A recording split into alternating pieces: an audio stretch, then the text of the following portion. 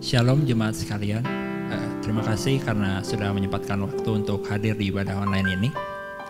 Sebelum kita mulai ibadah hari ini, mari kita angkat satu pujian, Kau ada sebab anugerah-Mu.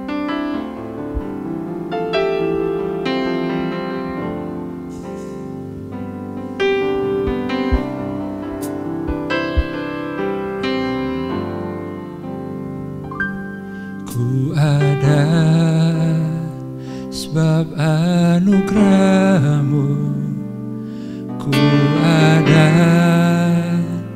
karena kasih-Mu, Tuhan Yesus. Ku berterima kasih buat kasih rahmat-Mu.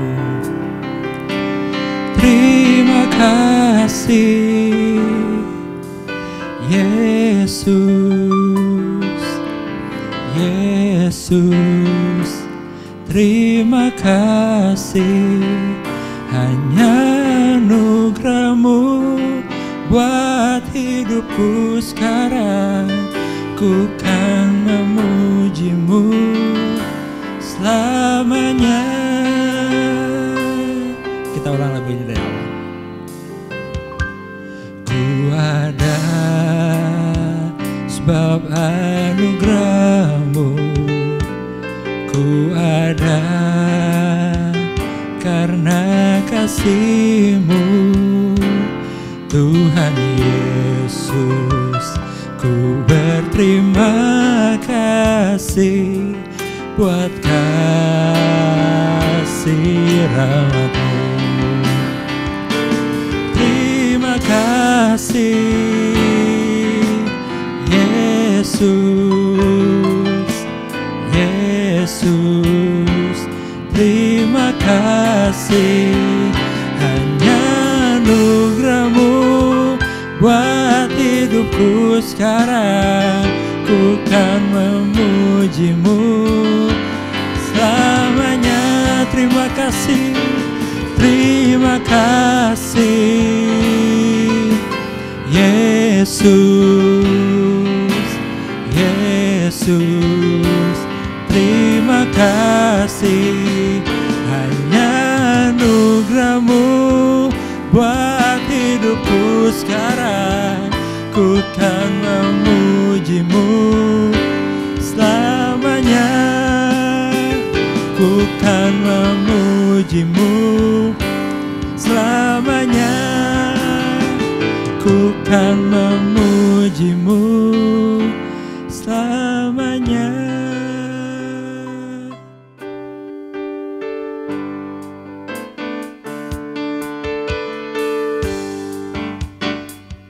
Anak Allah, Yesus namanya, menyembuhkan, menyucikan, bahkan mati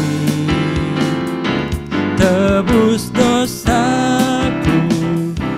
Kubur kosong membuktikan Dia hidup. Anak Allah, anak Allah, Yesus namanya, menyembuhkan, menyucikan, bahkan mati tebus dosaku. Kubur kosong membuktikan Dia hidup. Sebab Dia hidup, ada hari esok.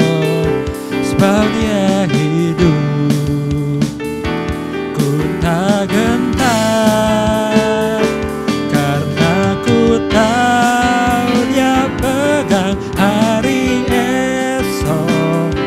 Hidup jadi berarti sebab Dia hidup. Sebab Dia hidup, sebab Dia hidup, ada hari esok. Sebab Dia hidup, ku tak gentar, karena ku tahu Dia pegang hari esok. Hidup jadi berarti sebab Dia hidup. Hidup jadi berarti sebab Dia hidup. Sekali lagi, hidup jadi berarti sebab Dia hidup.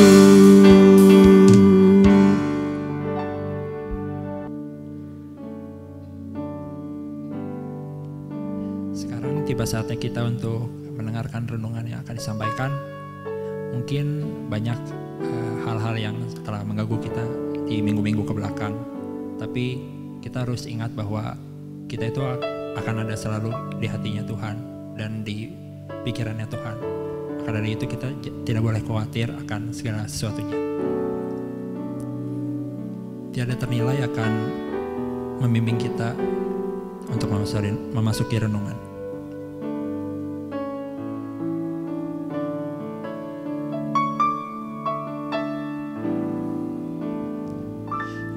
Hatimu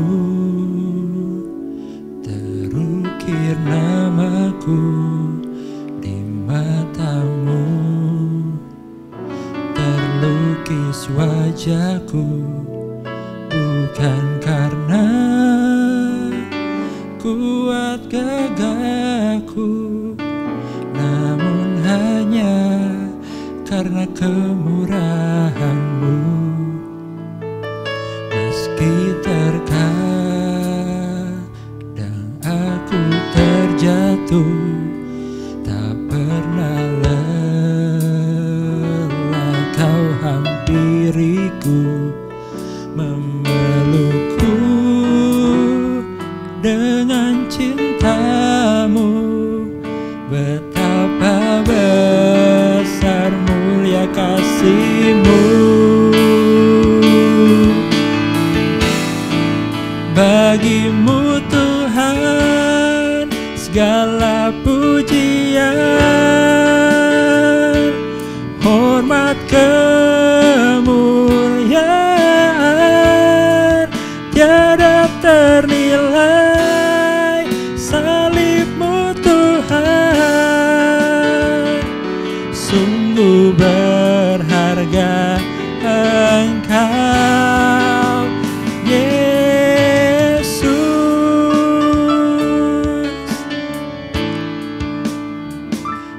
hatimu terukir namaku, di matamu terlukis wajahku, bukan karena kuat gagahku, namun hanya karena kemurahan-Mu.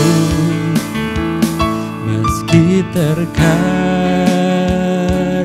aku terjatuh, tak pernah lelah Kau hampiriku, memelukku dengan cinta-Mu. Betapa besar mulia kasih-Mu. Bagi-Mu Tuhan segala pujian, hormat kemuliaan tiada ternilai. Salib-Mu Tuhan, sungguh berharga Engkau. Bagi-Mu Tuhan, bagi-Mu Tuhan segala pujian, hormat kemuliaan tiada ternilai. Salib-Mu Tuhan, sungguh berharga Engkau Yesus, sungguh berharga.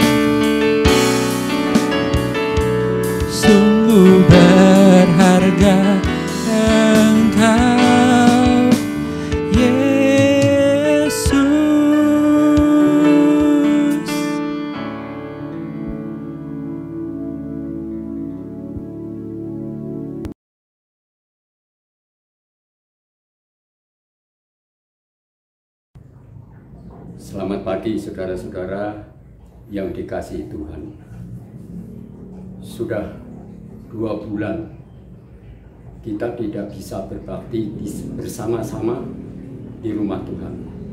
Ini semua karena ada anjuran dari pemerintah untuk tidak melakukan ibadah di rumah ibadah masing-masing. Semua ini dilakukan oleh kita sebagai orang-orang percaya, sebagai orang-orang Kristen. Kita harus patuh terhadap anjuran dari pemerintah untuk kebaikan kita semuanya. Ini semua karena disebabkan ada wabah virus corona yang menghambat kita untuk dapat berbakti bersama-sama. Tapi saya percaya bahwa Tuhan akan melakukan yang terbaik bagi kita. Dan kita mengharapkan pada waktunya nanti virus itu akan pergi dari bumi Indonesia ini. Saudara-saudara, kita tentu merasa ada satu kerinduan untuk kita dapat bersama-sama kembali menikmati kebaktian di rumah ibadah masing-masing. Saya dan saudara-saudara sekalian tentu merindukan satu saat nanti kita akan duduk di dalam bangku, di dalam gereja kita, di dalam ruang kebaktian kita, duduk di dalam bangku-bangku yang telah disiapkan dan selama ini kita tidak pakai untuk ruang di kebaktian ini. Saya yakin satu saat nanti kerinduan itu akan terjadi. Demikian juga saudara, pada saat ini saya ingin di pagi hari ini, saya harap saudara di dalam keadaan yang tenang memikirkan supaya kerinduan kita yang selama ini terhambat oleh karena virus corona ini. Anggaplah pada pagi hari ini, hari Minggu, tanggal 24 Mei, kita melakukan kebaktian di gereja kita masing-masing.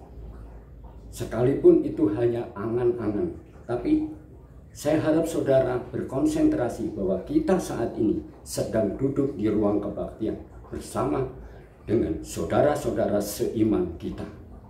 Itu adalah bagian kecil daripada kerinduan kita untuk melakukan kebaktian. Sekalipun saat ini kita ada di rumah masing-masing, anggaplah bahwa saat ini saudara dan saya dan saudara-saudara lainnya yang seiman sedang duduk di ruang kebaktian. Kita akan mendengarkan kebenaran firman Tuhan. Namun sebelumnya marilah kita berdoa dulu. Bapa kami yang di surga, kami bersyukur Tuhan di era teknologi yang canggih ini. Sekalipun kami selama 2 bulan karena gangguan virus corona, kami tidak dapat berbakti bersama-sama di rumah-Mu. Tapi kami ingin melepaskan kerinduan itu dengan membayangkan saat ini kami sedang ada di ruangan kebaktian, sedang duduk bersama-sama, sedang mendengarkan sambutan dari gembala sidang, sedang mendengarkan kebenaran firman-Mu pula. Bapak, doa kami kiranya Tuhan yang adalah Allah, Tuhan yang adalah penguasa di alam semesta ini, Tuhan juga tahu kebutuhan jemaat-Mu ini, kerinduan jemaat-Mu ini untuk dapat melakukan kebaktian seperti sebelum corona itu menjadi wabah. Itulah kerinduan kami ya Bapak. Itulah juga doa kami semuanya. Kiranya semuanya ini mendapatkan kasih karunia daripada Tuhan, sehingga saatnya tiba kami dapat berkumpul kembali. Terpujilah nama-Mu Bapa. Dalam nama Tuhan Yesus kami mengucapkan syukur dan mohon doa ini. Amin. Saudara-saudara yang dikasihi Tuhan, sebentar kita akan mengupas, merenungkan sebagian daripada firman Tuhan yang diambil dari surat Rasul Petrus pasal pertama, ayat yang pertama sampai dengan ayat yang ketujuh. Di sana disebutkan di dalam pasal pertama ayat yang pertama dikatakan demikian. Dari Petrus, Rasul Yesus Kristus, kepada orang-orang pendatang yang tersebar di Pontus, di Galatia, di Kapadokia, juga di Asia Kecil, di kota Smyrna atau Turki, dan juga di Bithynia. Siapakah yang dimaksud dengan orang-orang pendatang itu?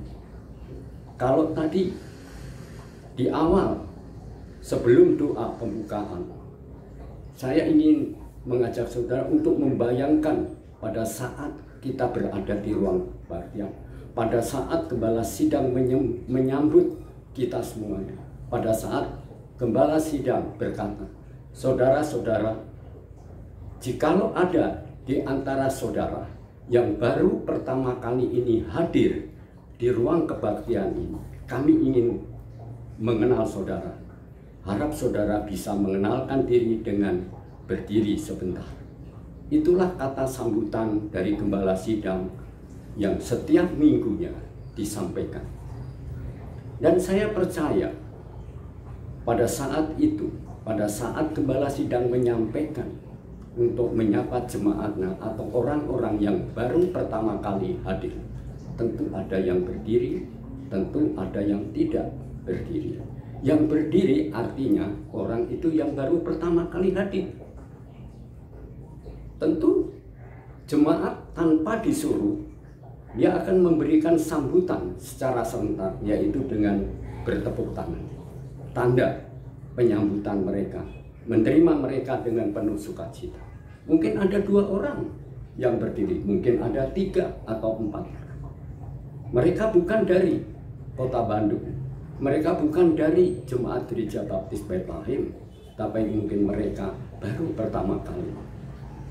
Mereka tujuannya masing-masing ingin sekedar mampir untuk bergabung bersama, atau mungkin mereka ada yang ingin bergabung dengan gereja kita. Mereka ini adalah yang disebut oleh Rasul Paulus di dalam 1 Petrus pasal yang pertama ayat yang ke-1, yaitu orang-orang pendatang. Saya juga sebagai orang pendatang pada waktu itu.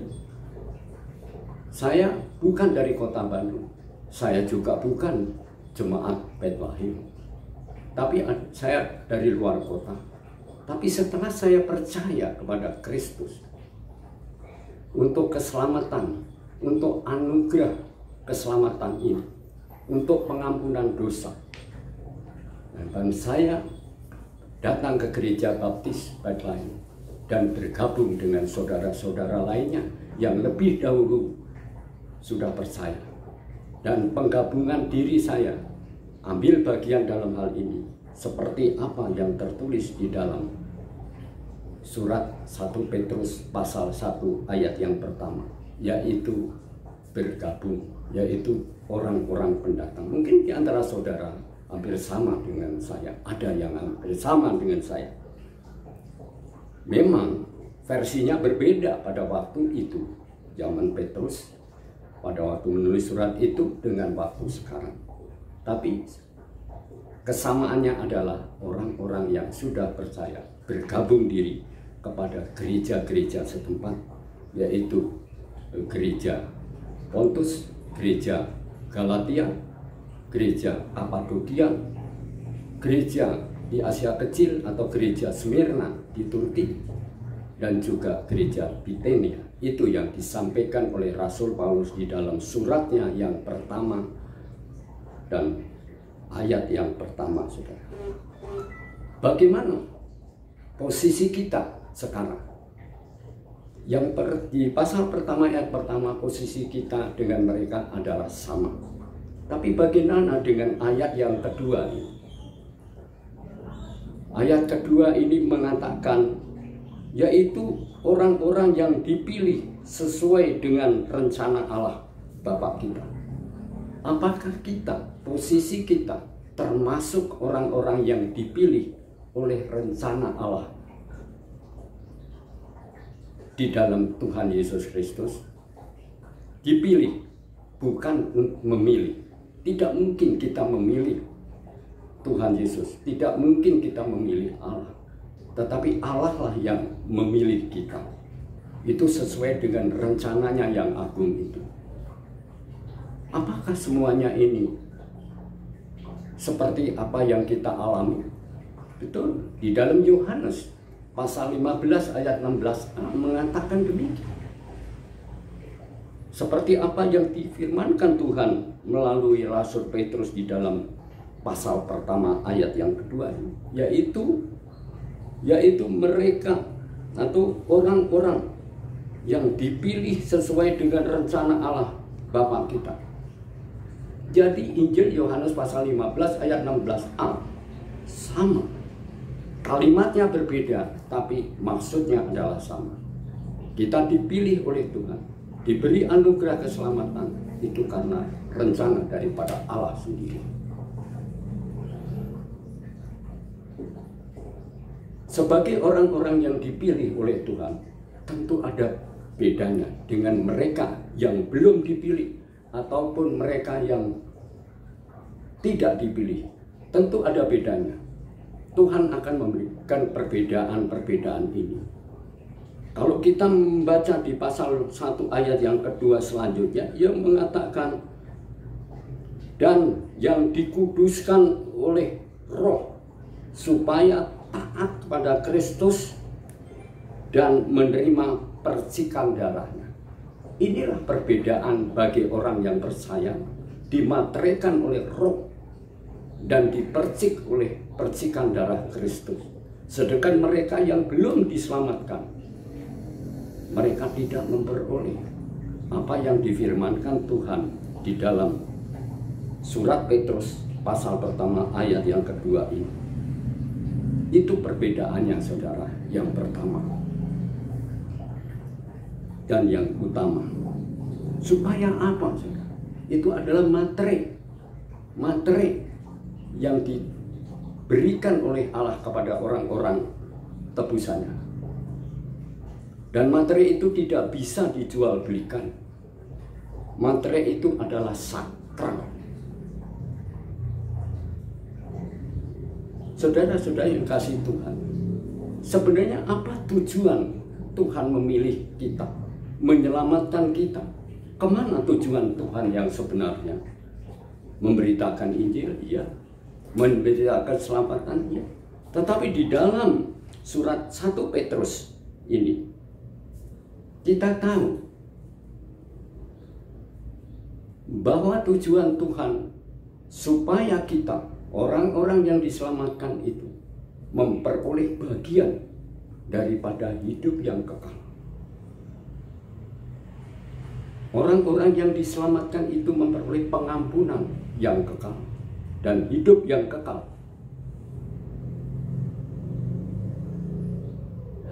Yang tidak bisa diberikan oleh dunia.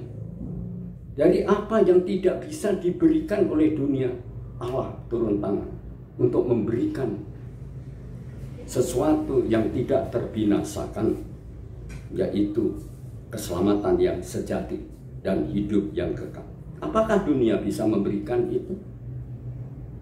Saya menjawab dengan tegas, tidak bisa.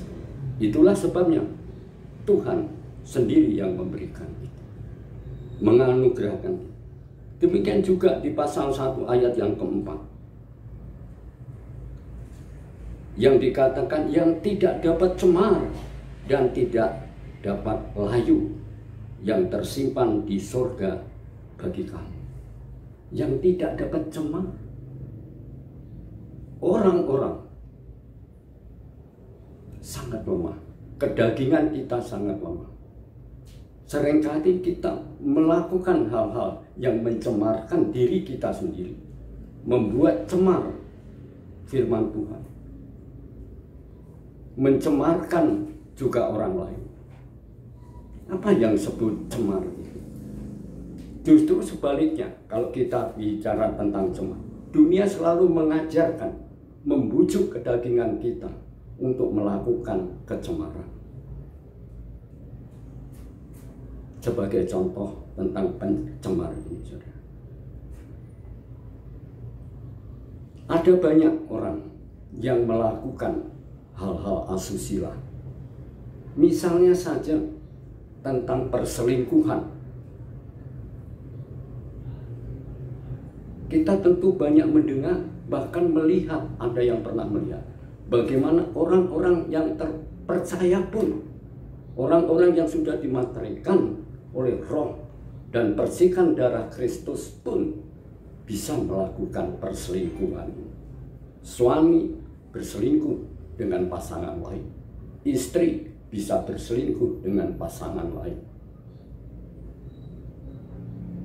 dan itu sudah tidak heran. Itulah yang diberikan dunia. Tapi Tuhan tidak memberikan hal-hal yang seperti itu. Kalau kita membaca ulang di pasal 1 ayat yang keempat, sangat jelas sekali. Yang diberikan Tuhan bagi kita yang telah dimateraikan ialah untuk menerima sesuatu bagian yang tidak dapat binasa, dan yang tidak dapat cemar, dan yang tidak dapat layu, yang tersimpan di dalam surga bagi kita semua. Ini janji Tuhan. Apakah kita bisa menikmati janji itu?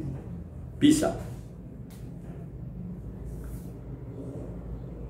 Apakah Tuhan hanya memberikan janji itu tanpa Dia memberikan pagar supaya kita tidak tergelincir dalam hal-hal pencemaran ini? Ya, Tuhan memberikan. Tuhan tidak hanya memberikan janjinya, tapi Tuhan juga akan memagari kita, orang-orang percaya, dengan firman-Nya. Oleh Roh Kudus yang kita telah menerimanya dari Tuhan sebagai materi. Kita selalu diingatkan oleh Tuhan bahwa setelah kita percaya pada Kristus, maka Roh Kudus, percikan darah Kristus itu yang mematerikan kita.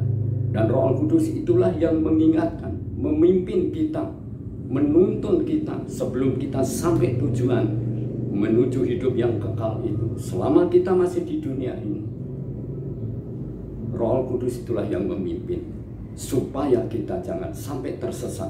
Apakah oleh ajaran-ajaran sesat yang mengatakan tidak ada kebangkitan?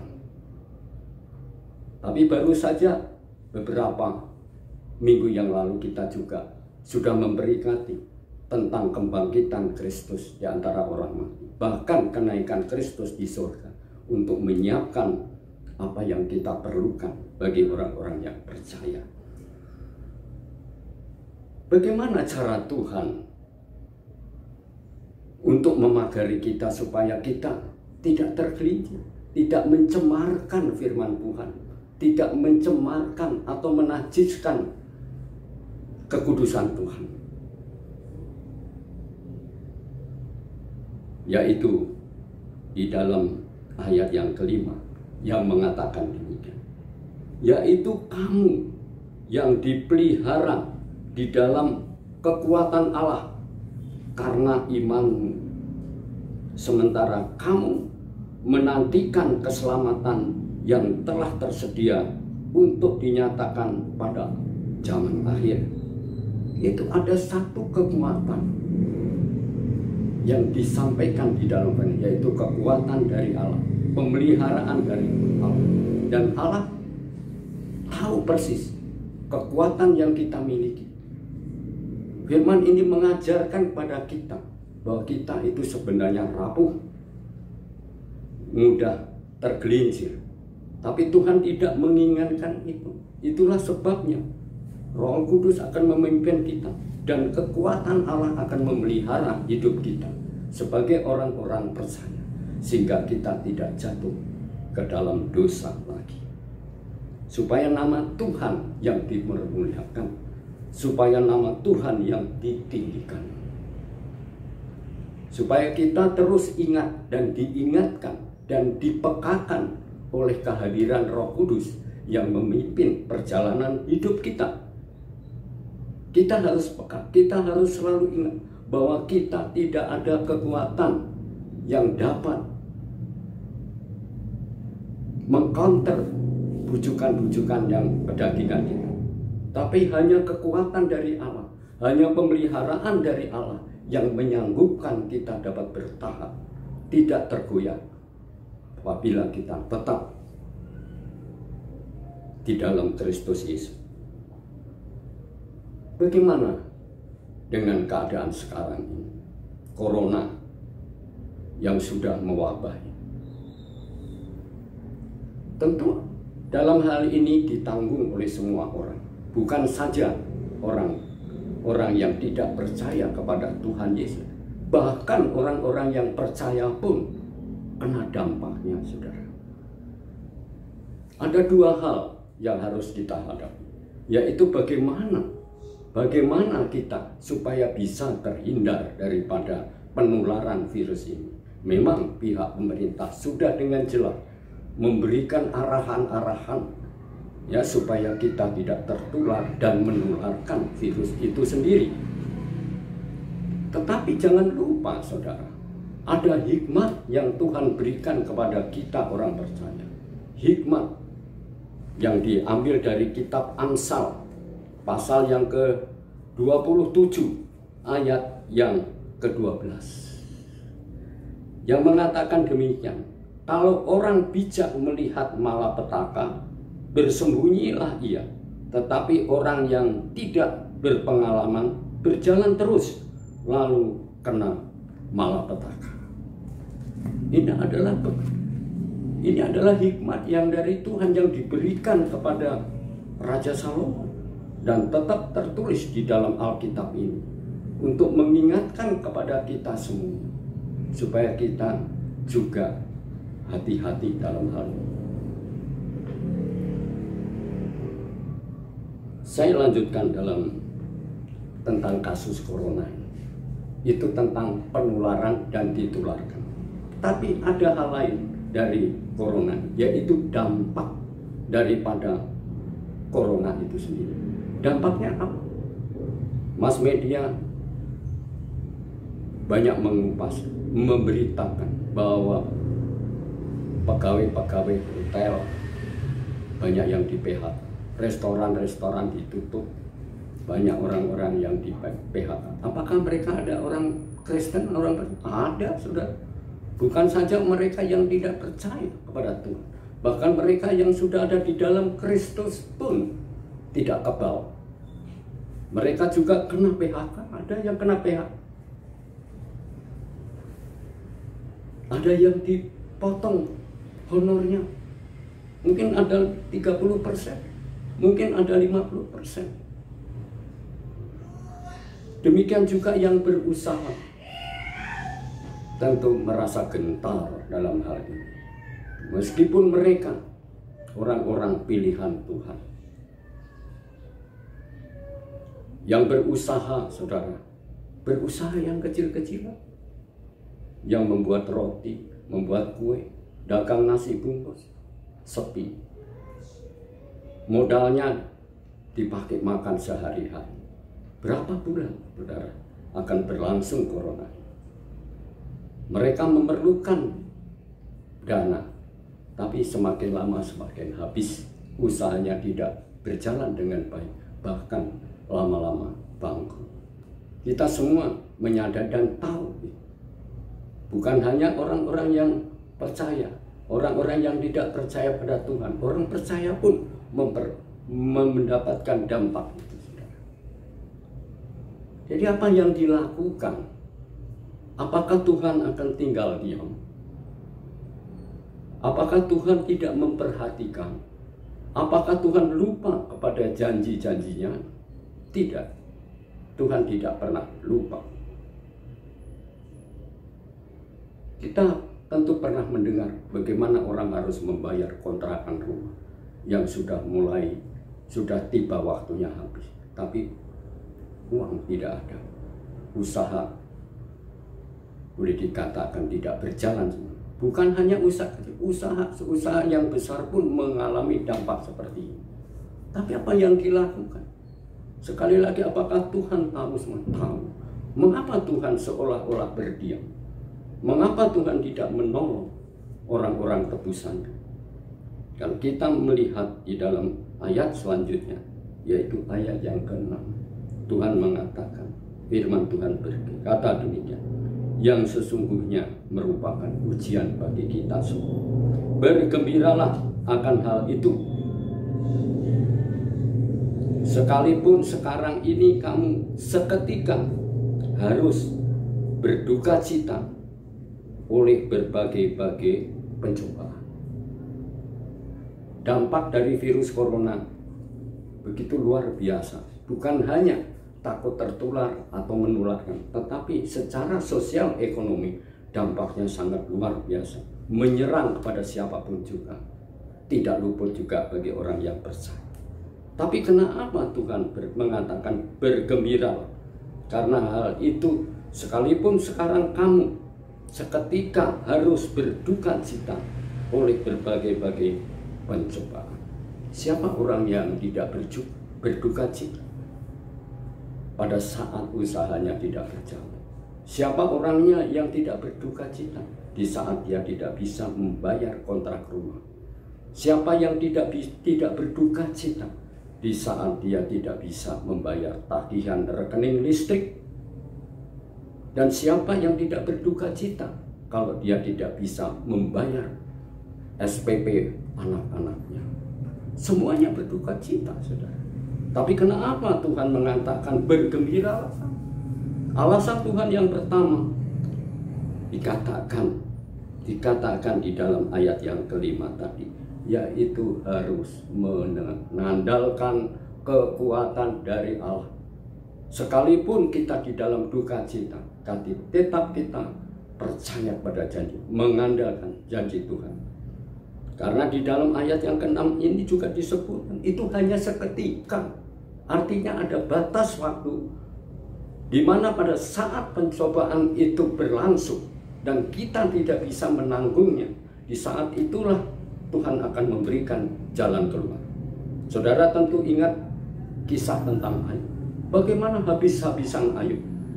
Keluarga, usaha, harta, sakit penyakit. Tapi akhirnya Tuhan memulihkan. Mengapa Tuhan memulihkan Ayub? Karena Ayub tetap bergantung kepada Tuhan, bukan bergantung kepada kekuatannya sendiri.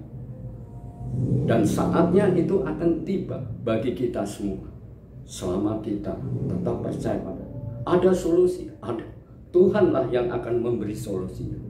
Kita hanya tetap berdoa dan percaya kepada Dia, bergantung kepada Tuhan. Seperti yang tertulis di dalam Yeremia pasal yang ke-17 ayat yang ke-7 mengatakan demikian.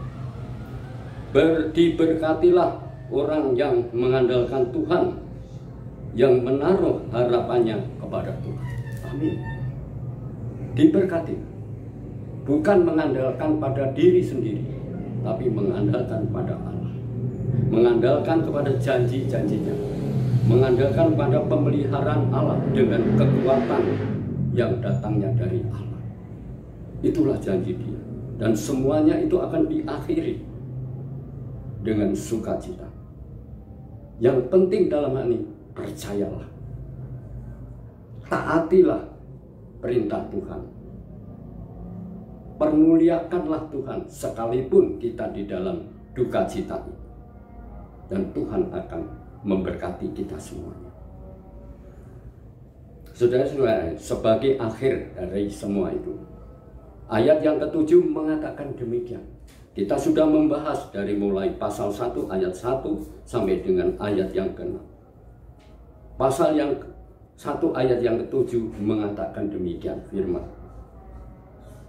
Baik itu pencobaan, baik itu kecemaran, kalau kita mengandalkan Tuhan, kalau kita dapat melalui semuanya itu, tantangan-tantangan itu, maka firman Tuhan mengatakan di dalam ayat 7, maksud semuanya itu ialah untuk membuktikan kemurnian imanmu yang jauh lebih tinggi nilainya daripada emas yang fana, yang diuji kemurniannya dengan api. Nah, penilaian iman kita itu bukan diuji oleh barang-barang yang fana. Emas misalnya, sekalipun dibakar oleh api tetap aja emas. Tapi itulah yang fana, yang ada di dunia ini, yang diinginkan oleh Tuhan supaya kita tetap bisa bersukacita, yaitu ayat selanjutnya, terusan daripada ayat yang ke-7 ini. Kalau yang ayat yang ke-7 ini mengatakan maksud semuanya itu ialah untuk membuktikan kemurnian imanmu yang jauh lebih tinggi nilainya daripada emas yang fana. Yang diuji oleh Tuhan adalah iman. Bahkan nilainya itu tidak ditentukan oleh kita, tapi nilai itu yang menentukan adalah Tuhan sendiri yang mengatakan demikian. Sehingga kamu memperoleh puji-pujian dan kemuliaan dan kehormatan daripada Yesus Kristus menyatakan dirinya. Dan pujian itu bukan datangnya dari dunia yang dibandingkan dengan emas yang fana, tapi puji-pujian itu harus datangnya dari Tuhan, dari Allah sendiri. Betapa kita bersukacita, betapa kita mengalami damai sejahtera, seperti apa yang difirmankan Tuhan di dalam pasal pertama ayat yang kedua yang terakhir. Kiranya kasih karunia dari dan damai sejahtera semakin melimpah atas kamu. Apakah kita tidak merasa damai? Apakah kita tidak merasa sukacita kalau Tuhan memuji kita? Yang kita sudah melaksanakan, sudah bisa melampaui semua pencobaan-pencobaan ini. Yang dikatakan, yang menilai adalah Tuhan. Sehingga kamu memperoleh puji-pujian. Dari siapa puji-pujian? Dari Tuhan. Dan memperoleh kemuliaan. Dari siapa kemuliaan itu? Dari Tuhan. Dan juga kehormatan. Dari siapa yang memberi kehormatan itu? Apakah dari dulu? Tidak, dari Tuhan sendiri yang telah memilih kita, yang telah memanteraikan. Itulah yang kita harapkan bagi saudara-saudara sekalian dan diri saya, bagi orang-orang yang percaya. Kita tetap harus bergantung pada, sekali lagi, pekalah terhadap tuntunan Roh Kudus, pekalah terhadap bisikan Roh Kudus, pekalah terhadap firman Tuhan. Percayalah bahwa firman Tuhan itu adalah hidup, firman Tuhan itu adalah ya dan amin yang tertulis di dalam Alkitab ini, khususnya yang kita renungkan pada pagi hari ini di dalam kebaktian pagi. Dan kita tetap berdoa supaya segera corona itu berlalu dan kita dapat bertemu kembali bersama-sama berbakti di rumah Tuhan, di gereja kita masing-masing. Haleluya. Terpujilah nama Tuhan kita. Tuhan kita yang ditinggikan. Nama Tuhan yang kita muliakan. Sehingga orang tahu bahwa kita adalah orang-orang yang sudah dilahirkan. Kita adalah orang-orang yang sudah ditebus oleh Tuhan. Terima kasih untuk kesempatan di mana kita boleh bersama-sama merenungkan kebenaran dari firman Tuhan itu sendiri. Mari kita berdoa. Bapa yang di sorga, terima kasih Tuhan untuk firman Tuhan yang menguatkan kita semuanya. Terima kasih bahwa Tuhan tidak tinggal diam. Janji Tuhan ya adalah amin. Kita banyak mengalami hal-hal di dalam pencobaan, tapi kami juga tahu bahwa itu hanya seketika. Dan Tuhan akan memberikan yang terbaik bagi kita semua. kami mengucapkan terima kasih kepada Engkau Tuhan, Allah yang penuh perhatian, Allah yang penuh belas kasihan, Allah yang penuh dengan kemurahan, Allah yang penuh dengan pengampunan, Allah yang selalu menuntun jalan hidup orang-orang percaya, orang-orang yang sudah dimateraikan oleh darah Kristus. Dari dulu, di zaman Rasul Paulus, Rasul Petrus, dan Rasul lainnya, sampai hari ini, bahkan sampai hari yang kemudian, firman Tuhan tidak pernah lapuk. Firman Tuhan itu hidup untuk selama-lamanya. Kekalah kerajaan-Mu ya Bapa. Terpujilah nama-Mu.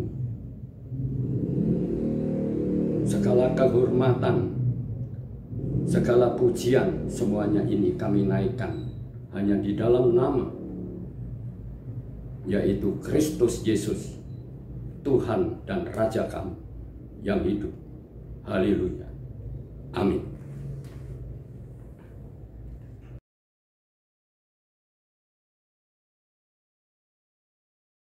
Jemaat Bethlehem yang terkasih, atas nama gereja, saya sebagai Gembala Sidang menyampaikan selamat ulang tahun kepada Ibu Betty Wijaya 25 Mei, Bapak Hadi Prasetyo 26 Mei, dan Ibu Meliana Andriani 28 Mei.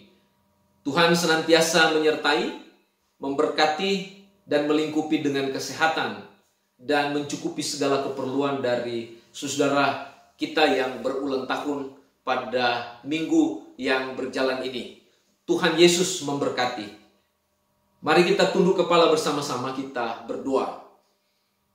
Bapa Surgawi, kami mengucap syukur untuk kesempatan pagi hari ini atas kebaikan Tuhan kami dapat berbakti bersama-sama, merasakan hadirat-Mu dan kuasa-Mu bekerja dalam hidup kami.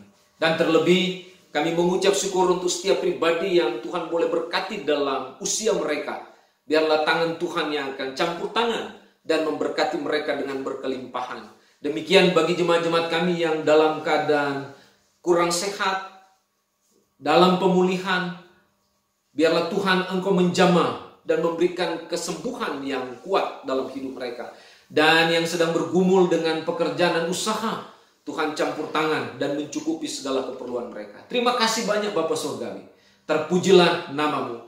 Biarlah semua jemaat Bethlehem diberkati dan ada dalam ketenangan dalam Kristus Yesus. Terima kasih Bapa. Kami akan mengakhiri seluruh rangkaian ibadah kami pada kesempatan pagi ini. Kami mohon berkat-Mu atas seluruh jemaat yang sudah menyaksikan dan para pemirsa yang sedang menyaksikan tayangan pada pagi hari ini. Kasih karunia dari Allah Bapa, kasih dalam Kristus Yesus, dan pertolongan dalam Allah Roh Kudus memberkati kami sekalian. Haleluya. Amin. Shalom.